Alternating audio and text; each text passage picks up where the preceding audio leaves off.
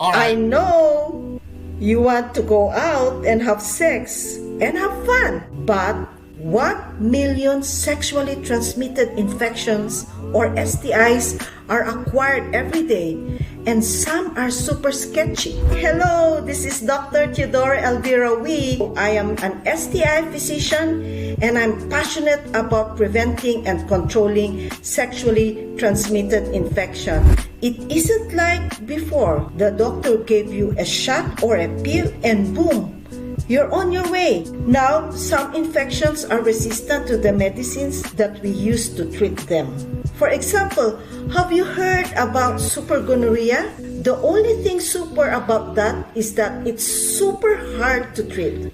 We used to have drugs like penicillin, tetracycline, and Cipro.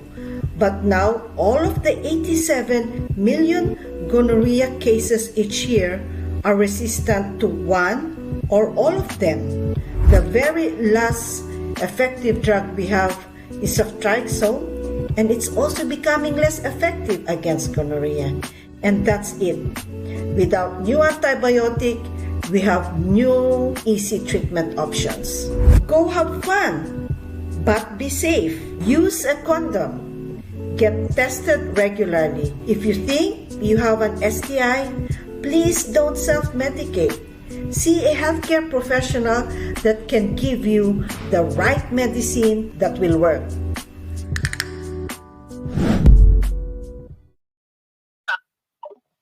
Hello.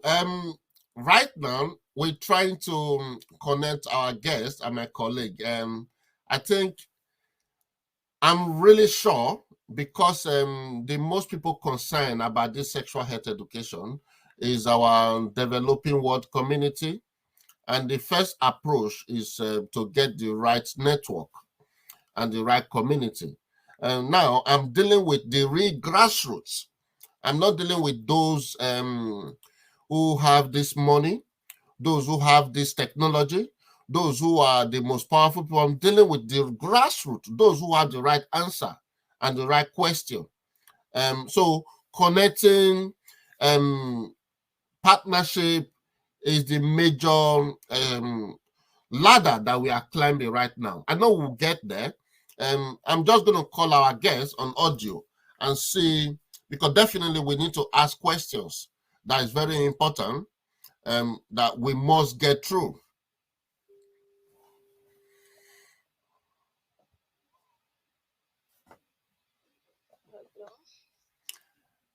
Hello? Yeah, hello. Yeah, I'm just going to put you on an audio live.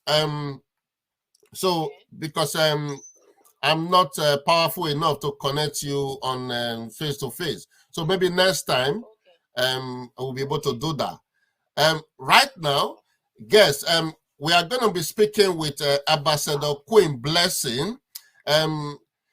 She's someone that is so special to you.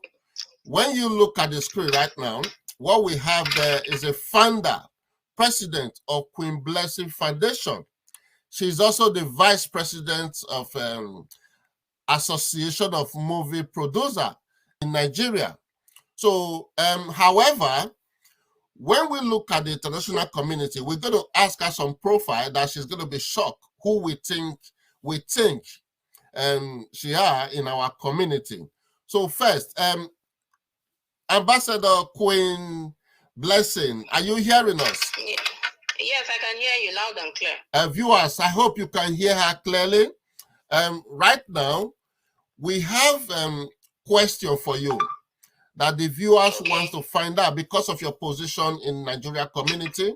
When we talk about the Nollywood movie, when we talk about the movie association, when we talk about the screen, we need good education when it comes to our community. So what is sex education? Why is sex education important in Nigeria community? Why is it important? Okay, I think that sex education is important in making people know how their body works, in prevention of unwanted pregnancies, family planning, improving the health of mothers and children, and also preventing all sexually transmitted diseases. So I think that it's very important that we keep talking about sex, because when you come to Nigeria or Africa generally, worse off Nigeria, we don't like discussing sex. Each time you want to start up that topic, it's like it's a taboo, it's an untouchable topic, and it's something that happens in our life day to day. And we have children that we are afraid to discuss sex with, and before you know, people that are not supposed to be teaching them will teach them, and they will teach them wrongly. So for me, I think sex education is very, very important, and it's lacking largely in our community in Nigeria.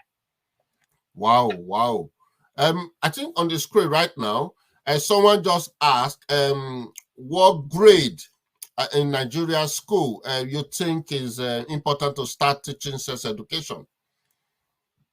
I think that as soon as a child is in maybe primary 5, because by the time they are in primary 5, they're already like 10, and I think that from 10, we can start, talking. There's a way you can censor how you talk about sex with a 10-year-old. There's a way you censor how you talk about sex with a 13-year-old. So, I mean, it's something that we must start talking about. For instance, I have a son who is 15 years old, but I can say my son is still a virgin. A lot of 15-year-olds are no longer virgins, and it's not because of their fault. It is because, when you have friends, sometimes those aunties that come to your house, they are the ones that molest your children. When you allow them, carry them on their lap, as soon as my son was 3 years old, I stopped allowing anybody carry him on the lap. If you want to play with him, he can sit on his own. You don't have, because they start tickling these children, and before you know what's happening, an auntie or an uncle is molesting this child, and you would not know. So by the time the child is 10, 11, 13, boom, you see that the child is already even wilder than you, the parents, and it's because of all this lack of not talking about it and not preventing it at all. So for me, I always advise people, when a child is 10 years old, because you know that there are some females who start seeing their menses at 8, at 9. It's that bad now. Those days when we were growing up, I think I saw mine at 17. My mom had to take me to the hospital to find out what was wrong. Now you find out children seeing their menstruation at 9, and immediately a child starts seeing their menstruation. If care is not taken, the child can get pregnant. So if a child can get pregnant, why can't you discuss sex with that child? Wow. So that is, I think, 10. From 10 is fine. I think in some religion as well, they start getting married between 12 and 11, isn't it? If I'm right. That's what I'm saying. What I'm saying. So you see why it is very, very important that at primary school, even at maybe primary 4, 5, you start discussing this thing, especially when that child is coming to 10 years, 9 years. It depends on how fast your child is growing. Like I said, there are kids that sees their period now at 9. So I mean, if your child is seeing her period at 9 and you don't quickly talk about these things, God forbid, a pervert just try to do something with her and get her pregnant, what would you do? So these are things that we must talk about, and it's very, very important at this time. Yes, thank you very much. And right now, I thought there are more questions for you, but I just want to talk more about your relationship when we talk about Diaspora, because there's some secrets we find out about your video, your profile, and all that.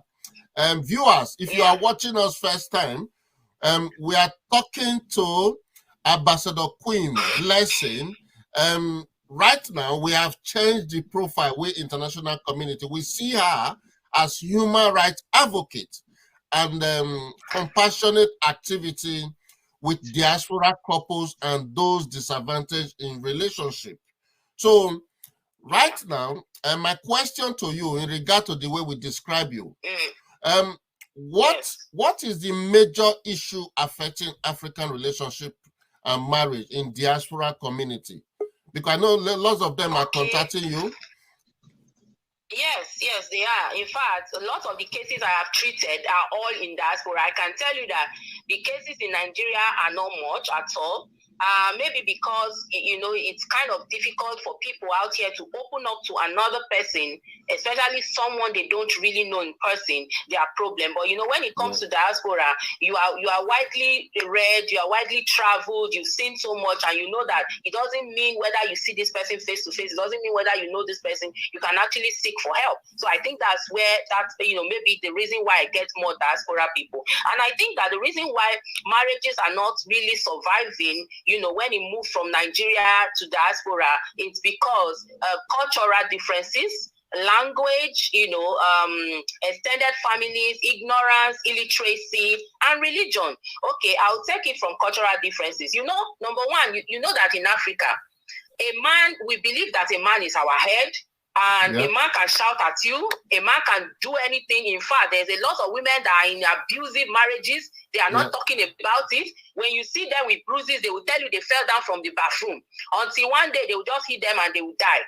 So for me, I think that immediately a woman goes abroad and he sees that it's a woman's world out there, and he sees that if a man beats her, she has an option of calling the police and they will stand for her.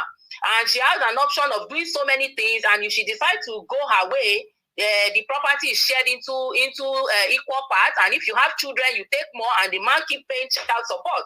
So when you see all these things, some of them will just say themselves, I have nothing to lose. Why do I want to keep staying with this man that is abusing me? And they just bail out. But in Nigeria here, if you decide to leave your marriage, by the grace of God, if you are not careful,